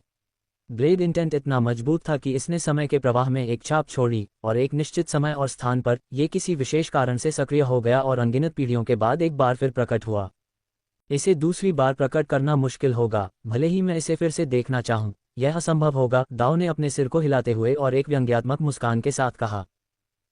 तो मुझे उस ब्लेड मास्टर की कहानी के बारे में बताओ। लिन शेन जानना चाहता था कि वह ब्लेड मास्टर किस तरह का अस्तित्व था, जो बाद की पीढ़ियों के हथियार बनाने वाले को एक मृत व्यक्ति और एक खोई हुई ब्लेड तकनीक के लिए एक बेजोड़ ब्लेड बनाने के लिए अपने जीवन का आधा हिस्सा समर्पित करने के लिए तैयार था। जैसे ही विषय उठाया गया, दाओ उत्साहित हो गया। उसने उस ब्लेड मास्टर से संबंधित कार्यों को याद करते हुए लार छिड़की। प्राचीन क्षेत्र के राजा का युग ब्रह्मांड में एक दुर्लभ चमकदार स्वर्ण युग माना जा सकता है, जहां अनगिनत कुलों ने देवताओं के समान स्वर्गीय अभिमानी प्राणियों को जन्म दिया। अद्वितीय शक्ति के नायक उभरे, तारों वाले आकाश में लड़ते हुए, राजा के सर्वोच्च पद के लिए प्रतिस्पर्धा करते हुए। यह एक अविश्वसनीय रूप से शानदार युग था, जिसमें कई जातियों के प्रतिभाशाली लोग थे, जो किसी भी अन्य युग में आकाश में रेखाएं खींचने, ब्रह्मांड को भेदने और अद्वितीय शक्तिशाली लोगों के बीच राजा बनने में सक्षम हो सकते थे। फिर भी उस युग में, अंत में, केवल प्राचीन क्षेत्र के राजा ने सभी अद्वितीय व्यक्तियों को दबा दिया और राजा की उपाधि प्राप्त की। रहस्यमय कबीले के भीतर सबसे असाधारण प्रतिभा वह अनाम ब्लेड मास्टर था, जिसके 3 रिवरेंस तलवार कौशल ने अपने आगमन के बाद से शायद ही कभी हार का सामना किया हो। विभिन्न कुलों के अनगिनत अमर ऋषि 3 रिवरेंस तलवार कौशल के नीचे गिर गए। अफसोस, वह अंततः प्राचीन क्षेत्र के राजा का सामना नहीं कर सका और यहाँ तक कि अद्वितीय ब्लेड अतिथि को भी अस्पष्ट मृत्यु का सामना करना पड़ा, जो समय की अंतहीन नदी में धीरे धीरे भुला दिया गया। किंवदंती है कि प्राचीन क्षेत्र के राजा के खिलाफ उस अंतिम लड़ाई में उसके ब्लेड के एक ही झटके ने ब्रह्मांड की अनंतता को चीर दिया, जिससे प्राचीन क्षेत्र के राजा को हार माननी पड़ी। उसने उस ब्लेड को जबरन लेने की हिम्मत नहीं की जो दुनिया में सभी जीवन को मार सकता था। अफसोस की बात है कि वह वार अद्वितीय ब्लेड अतिथि का चरम कार्य था, और उस एक वार के बाद प्राचीन क्षेत्र के राजा को मारने में विफल होने के बाद वह प्राचीन क्षेत्र के राजा से मुकाबला नहीं कर सका और अंततः वह पराजित हो गया और असीम तारों वाले आकाश के बीच नष्ट हो गया। अब दुनिया में बहुत कम लोग हैं जो अभी भी इस ब्लेड तकनीक का नाम याद रखते हैं, दाओ ने विलाप किया। क्या अफसोस है, लिन शेन ने भी आह भरी। अपनी आत्माओं को ऊपर उठाते हुए दाओ ने लापरवाही से एक ब्लेड उठाया और उसे चलाना शुरू कर दिया। जैसे ही उसने ब्लेड घुमाया, लिन शेन को अचानक लगा कि स्वर्ग और पृथ्वी के बीच उस ब्लेड के अलावा कुछ भी नहीं बचा है। जहां ब्लेड की धार गुजरी, ऐसा लगा जैसे उसने स्वर्ग और पृथ्वी को ही विभाजित कर दिया हो, और लिन शेन को वास्तव में ऐसा लग रहा था कि उसके पास छिपने के लिए कोई जगह नहीं है, भागने के लिए कोई जगह नहीं है, जैसे कि वह खुद उस ब्लेड से कटकर मर जाएगा। लिन शेन वहीं खड़ा रहा, बिना हिले डुले, जैसे उसके शरीर में तुरंत ठंडा पसीना भर गया हो। ऐसा नहीं था कि वह हिलना नहीं चाहता था, लेकिन उस ब्लेड के नीचे वह हिल नहीं सकता था, न ही वह हिलना जानता था। स्वर्ग और पृथ्वी के अलग हो जाने पर एक साधारण इंसान उस प्रहार की ताकत का सामना कैसे कर सकता था? रोकना या न रोकना कोई फर्क नहीं पड़ता था। उसे रोक नहीं सकता था, रोकने का समय नहीं था, और रोकना नहीं जानता था। दाओ का ब्लेड लिन शेन के बगल में झपटा, जिससे उसकी आत्मा चौंक गई और वह लगभग भाग गया। तभी उसे एहसास हुआ कि दाओ ने बिना किसी बल का प्रयोग किए या उस पर निशाना लगाए ब्लेड तकनीक का प्रदर्शन करते हुए केवल अपना हाथ हिलाया था। केवल एक प्रदर्शन, और वह भी मेरी ओर निर्देशित नहीं, पहले से ही इतनी दिव्य महिमा रखता है। मैं कल्पना भी नहीं कर सकता कि अगर पीएलएस ब्लेड गेस्ट उस चाल को अंजाम दे तो ये कितना भयानक होगा, लिन शेन ने अपने दिल में आश्चर्य व्यक्त किया। दाओ, तुमने कहा था कि तुम थ्री रिवरेंस स्वॉर्ड स्किल नहीं जानते, तो उस ब्लेड चाल में क्या बात है? लिन शेन ने दाओ को गौर से देखते हुए जोर दिया। ये सिर्फ उस प्रक्षेपण से प्रेरित एक भावना थी।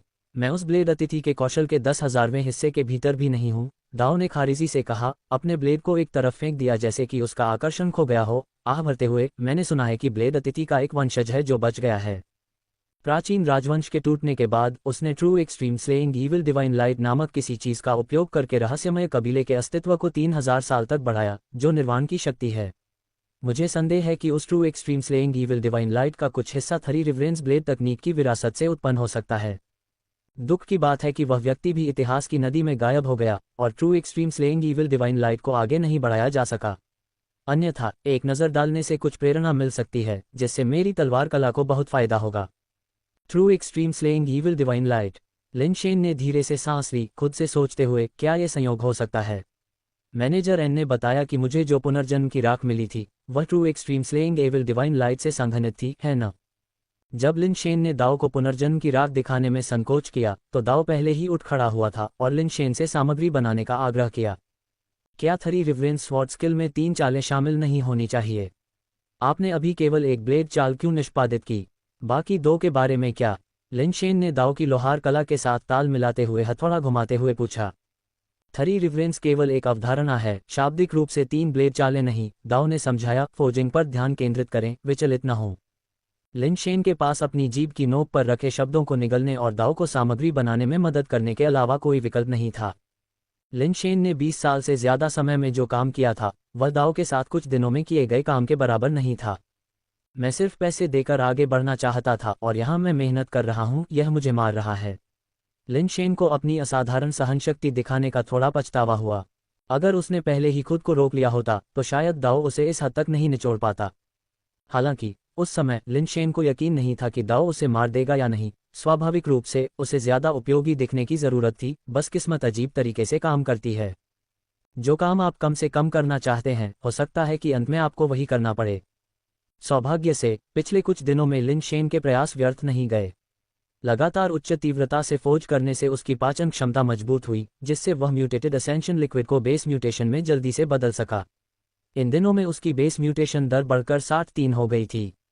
अगर ऐसा अथक परिश्रम न होता जिससे उसका शरीर स्वाभाविक रूप से रूपांतरण कर पाता, तो उसका आधा भी हासिल करना अच्छा होता। दाओ ने एक के बाद एक ब्लेड बर्बाद कर दिए, कभी संतुष्ट नहीं हुआ। लिन शेन को लगा कि अगर दाओ इसी तरह चलता रहा तो कुछ 100 साल और भी वह ब्लेड नहीं मिलेगा जिसकी उसने कल्पना की थी। दाओ, मुझे लगता है शायद तुम अपनी तलवार में ब्लेड के इरादे की अपनी समझ डालने की कोशिश कर सकते हो, लिन शेन ने अनिश्चित रूप से कहा। उसे लगा कि दाओ ने शायद उस ब्लेड गेस्ट को बहुत ज्यादा पूज लिया है। अपने दृष्टिकोण से ब्लेड के सार के बारे में दाओ की समझ ने उसे पहले से ही कुछ दिव्य के रूप में चकित कर दिया था। लिन शेन रहस्यमय कबीले के उस अद्वितीय ब्लेड गेस्ट से कभी नहीं मिला था और न ही उसकी ब्लेड तकनीक देखी थी, लेकिन वह वास्तव में ब्लेड के बारे में दाओ की समझ को महसूस कर सकता था। कभी कभी लिन शेन को यह विचार आता था कि अक्सर किसी दृश्य को देखना नहीं बल्कि सुनना ज्यादा मार्मिक हो सकता है। किसी जगह पर जाने से पहले आप सुनते होंगे कि वह कितनी खूबसूरत और अद्भुत है, और इसे अपने दिल में सबसे खूबसूरत और बेहतरीन दृश्य के रूप में कल्पना करते हैं। लेकिन अगर आप वास्तव में वहां गए तो आप बहुत निराश हो सकते हैं, क्योंकि वास्तविक दृश्य आपके दिमाग में कल्पना के अनुरूप नहीं हो सकते हैं। लिन शेन को लगा कि दाओ ने उस ब्लेड गेस्ट और the three reverence sword skill को बहुत अधिक आदर्श बना लिया होगा, इस हद तक कि उसे ये भी एहसास नहीं हो सकता कि ब्लेड तकनीक की उसकी अपनी समझ ब्लेड गेस्ट की समझ के बहुत करीब या उससे भी बेहतर हो सकती है। सालों से दाओ उस ब्लेड गेस्ट के कल्पित आदर्श के साथ 10 दिशाओं के भूत देवता को मारने वाले ब्लेड को गढ़ रहा था, जो शायद एक गलती थी। पूर्णता की मनुष्य की खोज अंतहीन है। कोई व्यक्ति अपनी कल्पना के अनुसार दोषरहित ब्लेड कैसे बना सकता है? नहीं नहीं नहीं, थ्री रिवरेंस स्वॉर्ड स्किल के बारे में मेरी समझ बेमिसाल ब्लेड गेस्ट से बहुत दूर है। ब्लेड बनाने के लिए ब्लेड तकनीक की मेरी समझ का इस्तेमाल करना थ्री रिवरेंस स्वॉर्ड स्किल के लिए बिल्कुल बेमेल होगा। दाओ ने लिन शेन के सुझाव को पूरी तरह से नजरअंदाज करते हुए अपना सिर हिलाया। दाओ, हम एक सौदा क्यों न करें? लिन शेन ने हथौड़ा नीचे रख दिया और दाओ को लोहार बनाने में मदद करना बंद कर दिया। अगर तुम जाना चाहते हो तो मैं तुम्हारे शरीर से बेस म्यूटेशन हटा सकता हूं और हमें आगे बात करने की जरूरत नहीं है, दाओ ने ठंडे चेहरे के साथ कहा। मेरा मतलब यह नहीं है, लिन शेन ने आलस से हाथ फैलाया और कहा, मैंने इतने दिनों तक फौज बनाने में तुम्हारी मदद की है, तुम मुझसे तलवार बनाओ, यह कोई बड़ी बात नहीं होगी, है ना? बस वहां मौजूद तलवारों में से एक उठाओ जो तुम्हें काम की लगे और उसे अपने साथ ले जाओ, दाओ ने कहा। तुम्हारे वचन से इन दिनों की मेहनत व्यर्थ नहीं गई। लिन शेन मुस्कुराया और अचानक गंभीरता से बोला, हालांकि मुझे वे तलवारें नहीं चाहिए, मैं तुमसे मेरे लिए एक कस्टम तलवार बनाने के लिए कहना चाहूंगा। मेरे पास समय नहीं है। 10 दिशाओं के भूत देवता का वध करने वाले ब्लेड को बनाने से पहले मेरा कोई और तलवार बनाने का इरादा नहीं है, दाओ ने साफ मना कर दिया। क्या होगा अगर मैं तुमसे कहूं कि मैं तुम्हारे लिए कस्टम मेड तलवार के लिए true extreme slaying evil divine light का व्यापार करूंगा? लिन शेन ने दाओ की ओर सीधे देखा, प्रत्येक शब्द को धीरे धीरे और जानबूझकर बोला। ये किस तरह का मजाक है? तुम एक इंसान विकास सिद्धांत का अभ्यास करते हो, तुम true extreme slaying evil divine light कहां से पाओगे? दाओ ने ठंडी सांस ली। अगर तुम मदद नहीं करोगे तो बस एक तलवार पकड़ो और चले जाओ। मैं तुम्हारे शरीर से बेस म्यूटेशन को हटा दूंगा, यहां मेरा समय बर्बाद मत करो। जैसे ही दाव ने बोलना समाप्त किया और सामग्री को स्वयं बनाने के लिए हथौड़ा पकड़ने जा रहा था, उसकी नज़र लिन शेन पर पड़ी और अचानक उसकी पुतलियां चौड़ी हो गईं। लिन शेन के हाथ में एक बैंगनी चमकता हुआ मनका पर टिक गया। इसे देखो, लिन शेन ने लापरवाही से पुनर्जन्म की राख दाव को फेंक दी। इतने दिन साथ बिताने के बाद, साथ ही दाव के अभी अभी प्रदर्शित होने के बाद, लिन शेन ने एक जुआ खेलने का फैसला किया। वह एक तलवार चाहता था जिसे दाव विशेष रूप से उसके लिए बनाए, न कि 10 दिशाओं के भूत देवता वध करने वाले ब्लेड में से एक, चाहे वह दोषपूर्ण हो या प्रामाणिक, वह उन्हें नहीं चाहता था। ये वास्तव में पुनर्जन्म की राख है, जो सच्चे चरम वध करने वाले दुष्ट दिव्य प्रकाश से बनी है। दाव ने कुछ देर तक ध्यान से देखा, हैरान और प्रसन्न, लगभग अविश्वसनीय। अपनी क्षमता के साथ आपको इसे सक्रिय करने में सक्षम होना चाहिए, है ना? इसे आजमा कर देखो और तुम्हें पता चल जाएगा, लिन शेन ने मुस्कुराते हुए कहा। बिना किसी हिचकिचाहट के दाव ने पुनर्जन्म की राख को अपनी उंगलियों से पकड़ लिया और उन्हें अपने माथे पर दबा लिया। पुनर्जन्म की राख किसी शक्ति द्वारा सक्रिय हो गई थी। इसकी आंतरिक चमक और भी मजबूत होती जा रही थी, जिससे पूरी गुफा गहरे बैंगनी रंग की हो गई थी। उस गहरे बैंगनी रंग की चमक में लिन शेन ने अपने विचारों को प्रभावित करने वाली एक अजीब शक्ति महसूस की, जिससे उसे लगा कि वह प्रकाश की किरण बन गया है। लिन शेन को पहली अनुभूति भीड़ की थी, एक ऐसा एहसास जिसने उसे कुछ हद तक घुटन महसूस कराई। उसे लगा जैसे वह एक असाधारण रूप से भीड़ भरी दुनिया में आ गया है, जैसे कि उसके आसपास हर रंग की वस्तुओं से भरा हुआ है जो प्रकाश की तरह लगती हैं, लेकिन नहीं भी। इस अनुभूति के भीतर लिन शेन की दृष्टि धीरे धीरे दूर होती गई, जिससे उसकी आंखों के सामने की भीड़भाड़ वाली चीजें और अधिक दूर होती गईं। एक बार की अत्यधिक भीड़भाड़ वाली भावना धीरे धीरे फीकी पड़ गई और वह खुद प्रकाश की एक लकीर बन गया, जैसे उसके आसपास की भीड़भाड़ वाली चीजें उल्का जैसी रोशनी की तरह समान रूप से तारों वाले आकाश में घूम रही थीं। पूरा ब्रह्मांड ऐसी रोशनी से भरा हुआ लग रहा था, जो शुरू में लगभग वायुरोधी होकर एक साथ इकट्ठी हो गई थीं। हालांकि जैसे जैसे लिन शेन की दृष्टि दूर होती गई, दूसरी रोशनी धीरे धीरे उससे दूर होती गई, उनके बीच की खाई बढ़ती गई, उल्का वर्षा की तरह फैलती गई, ब्रह्मांड में अंतहीन रूप से घूमती रही। ये दूरी बढ़ती जा रही थी, जिससे लिन शेन, जो तंग और घुटन महसूस कर रहा था, अब ऐसा महसूस कर रहा था कि यह सब बहुत बड़ा है। सब कुछ उससे दूर जा रहा था, पहुंच से बाहर होता जा रहा था, इतना दूर जैसे कि उनके बीच एक पूरा ब्रह्मांड हो। अचानक लिन शेन के दृष्टि क्षेत्र में नेबुला दिखाई दिया। उसके जैसे प्रकाश की अनगिनत धाराएं उल्काओं की बारिश की तरह नेबुला में उतर रही थीं। इन रोशनी में से एक के रूप में लिन शेन भी नेबुला की ओर गिर गया, और जैसे ही उसके जैसे अनगिनत प्रकाश उसकी ओर बढ़े, नेबुला भी उसके दृश्य में लगातार बड़ा होता गया। जो एक बहुत ही घना नेबुला लग रहा था, जैसे जैसे वे करीब आते गए, वह और अधिक ढीला होता गया और अंतराल उभरने लगे जो लगातार बड़े होते गए। एक निश्चित दूरी पर पहुंचने के बाद लिन शेन को एहसास हुआ कि प्रतीत होने वाला पतला नेबुला वास्तव में कई सितारों से बना था। जैसे जैसे वह करीब आता गया, इन सितारों के बीच की दूरी और भी बढ़ती गई। पहले तो वह अन्य तारों को देख सकता था, लेकिन धीरे धीरे लिन शेन को अपने सामने केवल कुछ तारे दिखाई देने लगे, फिर कुछ और अंत में केवल एक, जो कि बहुत दूर हो गया, यहाँ तक कि नंगी आंखों से भी दिखाई नहीं देता था। लिन शेन की दृष्टि में तारा बड़ा हो गया और फिर उसने आकाशगंगाएं देखीं, और जैसे जैसे आकाशगंगाएं बड़ी होती गईं, उसने अलग अलग तारों को देखा, जो धीरे धीरे स्पष्ट होते गए, ग्रहों के आकार को समझने के लिए पर्याप्त थे। ग्रहों के बड़े होने के साथ वह उनकी सतहों पर पहाड़ों और नदियों को देख सकता था। लिन शेन की आंखों में पहाड़ और नदियां भी धीरे धीरे बड़ी होती गईं, और उसने एक मछली को पानी से बाहर छलांग लगाते देखा।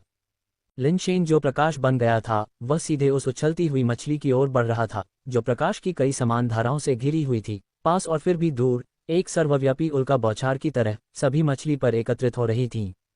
जैसे जैसे प्रकाश की धाराएं नजदीक आती गईं, लिन शेन ने मछली पर तराजू देखे, और धीरे धीरे तराजू के बीच की खाई, उसका दृष्टिकोण बार बार बड़ा होता गया।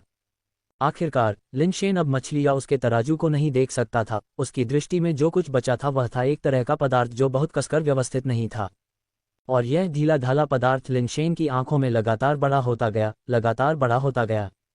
इस प्रकार लिन शेन ने एक ऐसा दृश्य देखा जो उसने पहले नेबुला के साथ देखा था, जो एक सुसंगत मछली का शरीर होना चाहिए था। सूक्ष्म दुनिया में प्रवेश करने पर विचित्र नेबुला का एक असंख्य बन गया।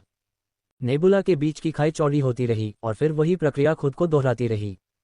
अचानक लिन शेन को एहसास हुआ कि इतने लंबे समय तक उल्का की तरह उड़ने के बावजूद वह कुछ भी नहीं छू पाया था, यहाँ तक कि एक मछली भी नहीं। मछली एक भ्रम नहीं थी, यह एक मूर्त इकाई थी। वह उसे छू नहीं सका क्योंकि वह जो प्रकाश बन गया था वह बहुत छोटा था, इतना छोटा कि मछली उसके सामने खाली ब्रह्मांड में एक विशाल नेबुला की तरह दिखाई दी, जो बहुत बड़े अंतरालों से भरा हुआ था। उसे ये अंतराल एक महासागर से कई गुना बड़े लग रहे थे, वह बस कुछ भी छू नहीं सकता था। परिप्रेक्ष्य अचानक वापस चला गया और लिन शेन ने मछली के शरीर से बिना किसी नुकसान के अपने जैसे अनगिनत प्रकाश धाराओं को गुजरते देखा। लिन शेन ने पेड़ों, नदियों, चट्टानों, पृथ्वी से गुजरते हुए, पूरे ग्रह को पार करते हुए, दूर के अंतहीन अंतरिक्ष की ओर बढ़ते हुए अनगिनत रोशनी देखी, जैसे कि कभी कोई अंत नहीं होगा, न ही उनका किसी चीज से सामना होगा। जब लिन शेन ने सोचा कि वह प्रकाश की लकीर बन गया है जो अनंत तक उड़ेगी, तो उसने अचानक अपने शरीर के भीतर एक धड़कन महसूस की। प्रकाश की यह लकीर जैसे ही मछली के शरीर से होकर गुजरने वाली थी, उसने अपनी दिशा सही कर ली और लक्ष्य की ओर बढ़ गई। वह लक्ष्य एक ग्रह जैसा लग रहा था, फिर भी वह एक बिंदु जैसा लग रहा था। जिस क्षण प्रकाश उस बिंदु से होकर गुजरा, लिन शेन को जीवन के अस्तित्व का अर्थ महसूस हुआ। उसने आखिरकार पदार्थों के संपर्क में आने की अनुभूति महसूस की। अब उसे कहीं भी उतरने की जगह न होने का खालीपन महसूस नहीं हुआ। अब उसे यह महसूस नहीं हुआ कि सब कुछ व्यर्थ है। धमाका! लिन शेन से रूपांतरित प्रकाश ने बिंदु को सीधे छेद दिया और आतिशबाजी की तरह विस्फोट हुआ। फिर लिन शेन ने एक भयानक दृश्य देखा। उस बिंदु से हुए विस्फोट ने आसपास के बिंदुओं में एक श्रृंखला प्रतिक्रिया शुरू कर दी और एक पल में विस्फोटों ने पूरी दुनिया को भर दिया। शायद लिन शेन के प्रकाश की लकीर में आए बदलाव के कारण वे रोशनी जो मछली के शरीर से होकर, ग्रहों से होकर गुजरनी चाहिए थी, उनमें भी बदलाव आया। वे तारों के शून्य के अंदर अविश्वसनीय सटीकता के साथ उन बिंदुओं पर जा रही थीं, जैसे घास के ढेर में सुई ढूंढना। मछली का शरीर परमाणु बम की तरह फट गया। जंगल, चट्टानें, जानवर, यहाँ तक कि जलवाष्प, सभी प्रकाश धाराओं से छेदे जाने के बाद एक बहुत बड़ा विस्फोट हुआ। बस एक पल में पूरा ग्रह उड़ गया। लिन शेन का दृश्य आगे जूम आउट नहीं हुआ। आकाशीय प्रकाश धाराओं के हमले के तहत अनगिनत ग्रहों ने अकल्पनीय बड़े विस्फोटों का अनुभव किया। ब्रह्मांड को छेदने वाले अक्षय प्रकाश से पूरा नेबुला नष्ट हो गया। लिन शेन की आंखों के सामने प्रकाश विस्फोट से घिरे नेबुला के अलावा कुछ भी नहीं बचा। उसकी दृष्टि में प्रकाश के अलावा कुछ भी नहीं बचा। तभी लिन शेन को होश आया। नेबुला के विस्फोट का दृश्य गायब हो गया और वह अभी भी उस पत्थर की गुफा में था, जहां कोई भी तारा विस्फोट नहीं हुआ था। ऐसा लग रहा था कि दाव को पहले ही होश आ गया था। वह बेसुध दिखाई दे रहा था क्योंकि वह वर्कबेंच पर लाल गर्म सामग्रियों को बेतहाशा पीट रहा था। लिन शेन मदद करना चाहता था, लेकिन पागल दिखने वाले दाव ने उसे दूर धकेल दिया। जाओ, सामग्री को भट्टी में डालो। जितना ज्यादा उतना अच्छा, जितना ज्यादा उतना अच्छा। दाव जोर से चिल्लाया। उसका चेहरा विकृत और आंखें लाल थीं। वह किसी भी भयानक आत्मा से ज्यादा भयानक लग रहा था। लिन शेन ने जल्दी से जमीन पर ढेर की गई सामग्री उठाई और उन्हें भट्टी में फेंक दिया। दाव ने उसे पूरी तरह से अनदेखा कर दिया। अपने आप ही हथौड़ा चलाना जारी रखा। बार बार सामग्रियों को बाहर निकाला और उन्हें एक साथ मोड़ दिया। हालांकि सामग्री एक बड़े ढेर की तरह लग रही थी, लेकिन दाव द्वारा बार बार उन्हें मोड़ने पर वे छोटी और लाल होती गईं। उस पर लाल रंग के पैटर्न इतने अधिक हो गए थे कि लिन शेन अब उन्हें पैटर्न के रूप में नहीं पहचान सकता था। पूरा पदार्थ ऐसा लग रहा था मानो वह खून में बदल गया हो।